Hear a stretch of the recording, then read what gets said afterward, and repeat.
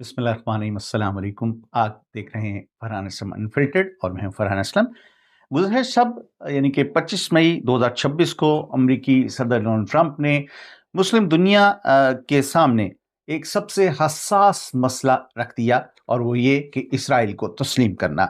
अ, और साथ ही साथ उन्होंने इसराइल को तस्लीम करने के इस मसले को ईरान में जो जारी जंग है और जो अमन की कोशिशें पाकिस्तान कर रहा है, उसके साथ उसका ताल्लुक जोड़ दिया है। और उन्होंने ये कहा है, रॉयटर्स एसोसिएटेड प्रेस के मुताबिक, कि सऊदी अरब, कतर, पाकिस्तान, तुर्की, मिस्र और उर्दन को इब्राहिम माहदों में शामिल होना चाहिए, ताकि ईरान जंग खत्म करने के लिए एक वसी इलाकाई समझौता बनाया जा सके। अब ये कोई उन्होंने एक मशवरा नहीं दिया, कोई एक सजेशन नहीं है ये, बल्कि उन्होंने कहा जी लाजमी शामिल हों इस सारे मुआहदे के अंदर। पाकिस्तान ने फौरी तौर पे इससे इनकार कर दिया। ख्वाजा आसिफ का बयान सामने आया और उन्होंने कहा कि हमारे तो पासपोर्ट में ही इसराइल शामिल नहीं है, लिहाजा हम इसराइल को कैसे तस्लीम कर सकते हैं। जबकि दीगर ममालिक की जानिब से अभी तक इस जो मुतालबा है ट्रंप का, उसका कोई जवाब या रद्द-ए-अमल सामने नहीं आया है। ये क्यों मुमकिन नहीं है इस मौके के ऊपर, और कौन से ऐसी खबरें हैं जो दुनिया आपसे छुपा रही है, खुसूसन गजा के हवाले से? आज के इस प्रोग्राम के अंदर मैं वो भी आपके सामने पेश करूंगा। और उम्मत मुस्लिमा कितनी सोई हुई है, या हमारे रहनुमा कितने बेहिस हैं, ये सवाल भी मैं ज़रूर उठाऊंगा। और इसके बारे में ये मैं लफ्ज़ क्यों कह रहा हूँ, ये बहुत सख्त लफ्ज़ है लेकिन इसकी वजह है, और मैं इस बारे में आपको ज़रूर बताता हूँ। ट्रंप का ये कहना, आपको मालूम है कि ट्रंप के पहले दौरे हुकूमत में 2020 के अंदर इब्राहिम अकॉर्ड एक मुआहदा था जो कि उनकी जानिब से इनिशिएट किया गया था, और इसका मकसद ये था कि मुसलमान दुनिया इसराइल को तस्लीम कर ले और इसराइल के साथ अपने सफ़ारती ताल्लुकात कायम कर ले। इसके पहले जो दौर था उसके अंदर यूएई, बहरीन, मराकश और सूडान ने इस इब्राहिम अकॉर्ड पे साइन किए थे। अब ट्रंप ये चाहते हैं कि सऊदी अरब, जो कि ज़ाहिर है कि मुस्लिम दुनिया का महवर मरकज़ है, और सफारती तौर पर अगर सऊदी अरब अपना वज़न एक तरफ रख देता है तो दूसरे मुसलमान ममालिक भी ये समझा जा सकता है कि वो भी उसी तरफ जाएंगे, खुसूसन जो सऊदी अरब से ज़्यादा मोहब्बत रखते हैं। सऊदी अरब एक बुनियादी टारगेट इस सारे मसले के अंदर है, जिसके साथ साथ उन्होंने फिर दीगर ममालिक को भी शामिल किया है, जिसमें कतर, पाकिस्तान, तुर्की, मिस्र और उर्दन है, और ईरान तो ज़ाहिर है कि इसमें शामिल है ही है। ये 4-5 ममालिक उन्होंने दीगर शामिल किए हैं। इस वक्त गजा में क्या हो रहा है? सबसे पहले तो ये क्यों नाकाबिल अमल मुझे नज़र आता है ये मामला, और हमारे हुक्मरान की बेइज्जती का मैंने तस्करा क्यों किया है? 7 अक्टूबर 2023 से लेके अब पिछले माह तक की, यानी कि मेरे पास जो फिगर्स हैं वो गुज़श्ता इस साल के शुरू तक की हैं, उसके बाद भी ज़ाहिर है कि बहुत सी बात हुई हैं। 72,797 फ़लस्तीनियों को इसराइल की जानिब से शहीद कर दिया गया 7 अक्टूबर 2023 से। उम्मत मुस्लिमा खामोश है। 1,72,000 लोग जख्मी हुए। कमज़ोर सा एहतजाज, अमली तौर पर किसी ने कुछ करने की कोशिश नहीं की। और अब गुज़श्ता शब की खबर जो कि ड्रॉप साइड की न्यूज़ है, स्क्रीन पर आप उसका एक तस्वीर भी आप उसकी देख पाएंगे कि 25 किलोमीटर लंबी एक तवील जो पट्टी है या एक दीवार है, वो अब इसराइल ने खड़ी कर दी है।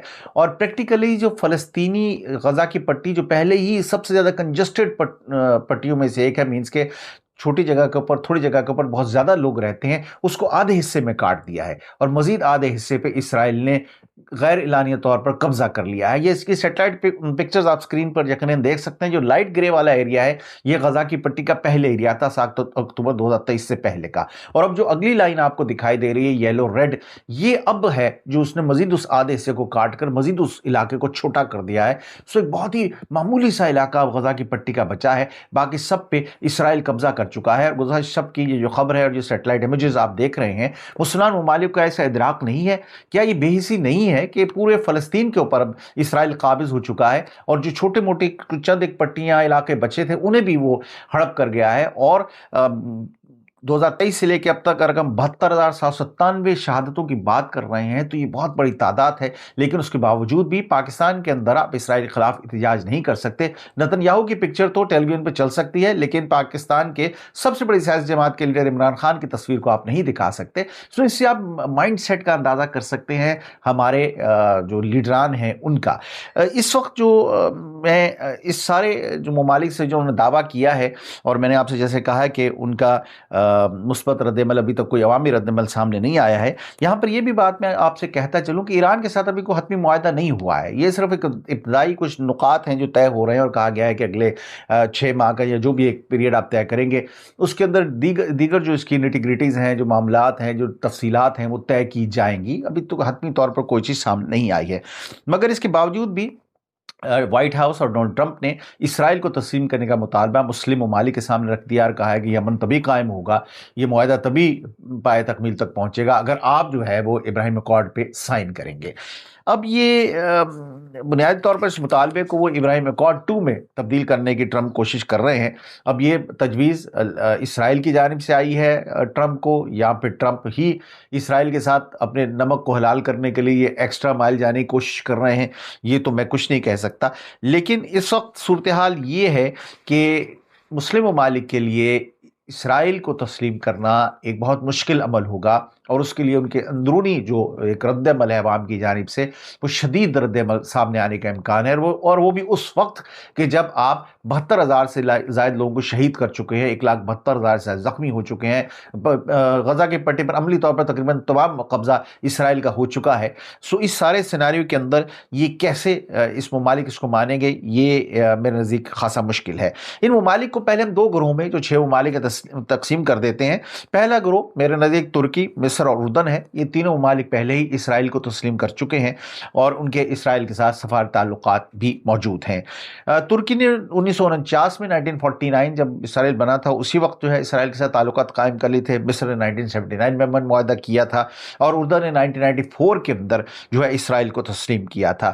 ترکی کے لیے اس وقت سب سے بڑا مسئلہ اسرائیل کو تسلیم کرنا نہیں ہے، بلکہ اصل مسئلہ یہ ہے غزہ کی موجودہ صورتحال میں ترکی ٹرمپ کے نام سے جڑے ہوئے ابراہیم اکارڈ پر سائن کرنا ان کے لیے آسان نہیں ہوگا، اور یقیناً اس کے لیے ان کو عوامی حمایت بھی شاید حاصل نہ ہو پائے۔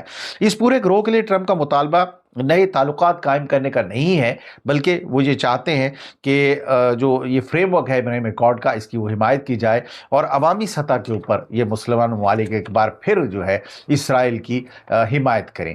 اب آتے ہیں دوسرے گروپ کی طرف، جس میں پاکستان ہے، سعودی عرب، قطر شامل ہیں۔ یہ وہ ممالک ہیں جن کے اسرائیل کے ساتھ کوئی سفارتی تعلقات نہیں ہیں۔ یہ الگ بات ہے کہ غیر اعلانیہ طور پر یہ سب ممالک ہی اسرائیل کے ساتھ کسی نہ کسی حد تک بات چیت میں ملوث رہے ہیں ماضی میں، جیسے کہ میں آپ کو پہلے آپ کو علم ہوگا ہی، پاکستان کی کئی ایک حکومتوں کے دوران ان سے اسرائیلی جو لیڈران ہیں ان سے ملاقاتیں پاکستانی وفود کی ہوتی نہیں ہیں، اور مولانا اجمل قادری صاحب کا ایک وزٹ کا دعویٰ بھی سامنے آیا تھا نواز شریف کے گزشتہ دور حکومت میں، کہ خفیہ طور پر انہوں نے اسرائیل کا دورہ کیا تھا، ان سے تعلقات قائم کیے جا سکیں یا اس معاملے کو نارملائزیشن کی طرف بڑھایا جا سکے۔ اور یہ اس سے ایک بات تو یہ واضح ہوتی ہے کہ ہمارے چند ایک لیڈران جو ہے نہ امت مسلمہ سے کوئی ایسا محبت ہے، نہ کوئی ان کو فلسطینیوں سے کوئی ایسی محبت ہے، وہ اسرائیل کو تسلیم کرنے کے لیے مرے جا رہے ہیں۔ پرابلم ساری یہ ہے کہ عوامی جو رد عمل ہے وہ شاید بہت زیادہ شدید ہوگا، شاید نہیں یقیناً بہت زیادہ شدید ہوگا پاکستان کے اندر۔ اور اس وقت جو صورتحال ہے کہ پاکستان کیوں کہہ رہا ہے یہ سارے معاملے کو، میں یہ سمجھتا ہوں کہ افواج پاکستان کے اندر سے بھی اس کا بہت شدید رد عمل سامنے آئے گا۔ موجودہ جو ہائبرڈ نظام ہے، پاکستانی عوام کو تو جوتے کی نوک پہ رکھا ہوا ہے، لہٰذا پاکستانی عوام کو تو کچھ سمجھتا نہیں ہے۔ ابھی بھی آپ اسرائیل کے خلاف جو مظاہرے ہوئے تھے، لوگوں کو اچھے خاصے ڈنڈے پھیرے گئے پاکستان کے اندر کہ جناب آپ مظاہرہ کیوں کر رہے ہیں۔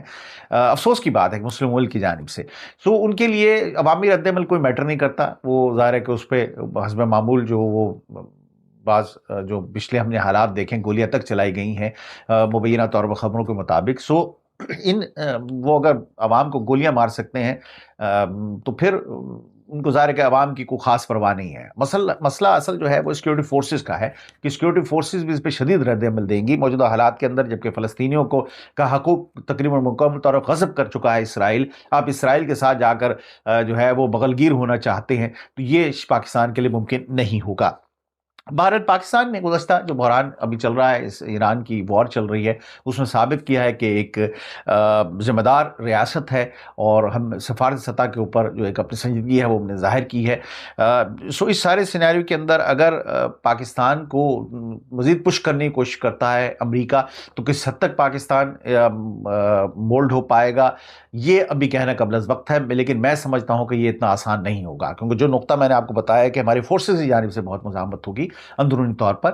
مزاحمت سے میں کوئی اسلحہ بند مزاحمت کی بات نہیں کر رہا ہوں، لیکن میں ایک رد عمل کی بات کر رہا ہوں کہ وہ اس پہ یقیناً خوش نہیں ہوں گے اور وہ اس کی قطعاً حمایت نہیں کریں گے، اور یہی شاید ایک پوائنٹ ہے جس پر یہ ہائیبرڈ حکومت جو ہے وہ ان کے پر جلتے ہیں اس بات کو ڈیسائیڈ کرتے ہو۔ اگر پاکستانی عوام کا مسئلہ ہوتا تو کب کے وہ ڈیسائیڈ کر چکے ہوتے، اور بنجامن نتنیاہو سے جا کر جناب وہ بغل گیر ہو رہے ہوتے، کیونکہ امریکی صدر ٹرمپ کو وہ نعوذ باللہ اپنا خدا سمجھتے ہیں، ان کی طاقت محور اللہ کی ذات پاک نہیں ہے، وہ ٹرمپ ہے۔ یہ خواجہ اعظم صاحب کا بیان آن ریکارڈ ہے۔ میری بات کچھ تلخ ہے، لیکن میں جب ہمارے امت مسلمہ کے بے گناہ لوگ شہید ہوتے ہیں تو مجھے افسوس ہوتا ہے کہ اتنی بڑی ایٹمی طاقت، اتنی بڑی فوجیں رکھنے کا مسلمان ممالک کو کیا فائدہ اگر وہ ایک چھوٹے سے خطے میں جا کر اپنے بہن بھائیوں کی حفاظت نہیں کر سکتے، یا ان کے لیے آواز ہی نہیں اٹھا سکتے۔ حفاظت کرنا تو دور کی بات ہے، ہم مؤثر آواز اٹھانے میں بھی ناکام رہے ہیں۔ بہرحال پاکستان میں جیسے کہ عرض کر چکا ہوں کہ پاکستان نے فوری طور پر اس پہ انکار کر دیا، کہا جی ہمارے پاسپورٹ میں شامل نہیں ہے تو ہم اس میں کو کیسے تسلیم کر سکتے ہیں۔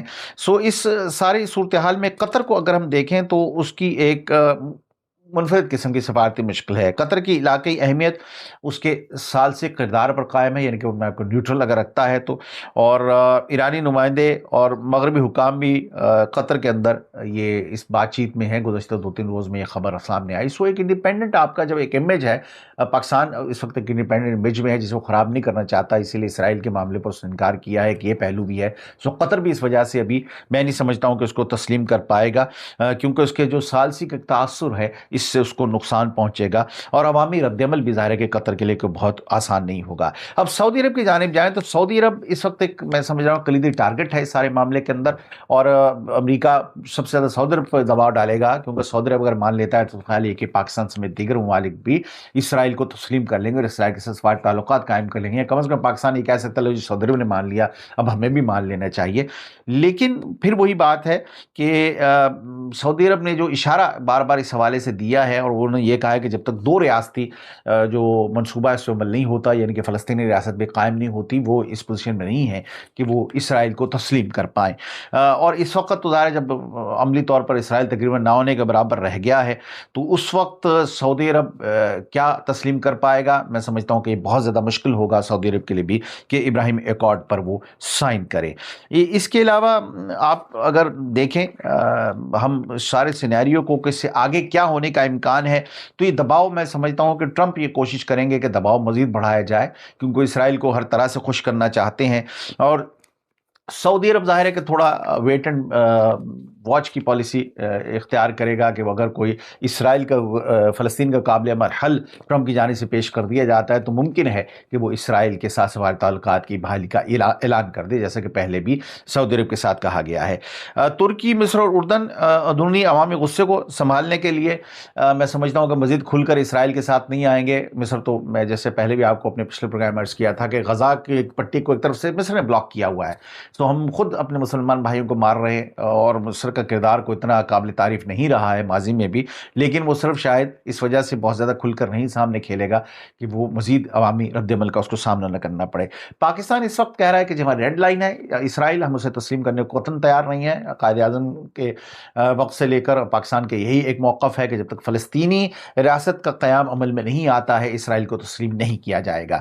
تو اب یہ مزید پریشر کس سائڈ پہ جائے گا یہ تو آنے والا وقت بتائے گا۔ بہرحال یہ تھا میرا آج کا پروگرام، پسند آیا ہو تو کائنڈلی میرے چینل کو ضرور سبسکرائب کیجیے۔ میں فرحان اسلم، گزشتہ 29 برس سے صحافت کے شعبے سے وابستہ ہوں، برطانیہ میں رہتا ہوں، اور کوشش کرتا ہوں کچھ اپنے تجزیے آپ کی خدمت میں پیش کروں۔ اگر پسند آئے ہوں تو دوستوں کے ساتھ شیئر کیجیے گا، اور میرے چینل کو سبسکرائب کیجیے، اور بیل کا جو آئیکن ہے وہ ضرور دبائیے گا تاکہ میرے نئے پروگرام آپ تک پہنچتے رہیں۔ اس کے ساتھ ہی مجھے اجازت دیجیے، فی امان اللہ۔